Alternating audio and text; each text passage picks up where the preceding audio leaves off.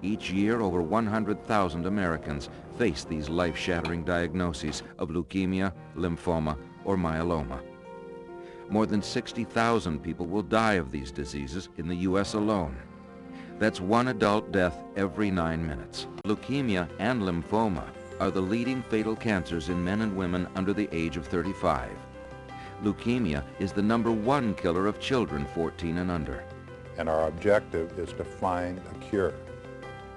Not just understand it better, find a cure. Now, more than ever, your support will save lives.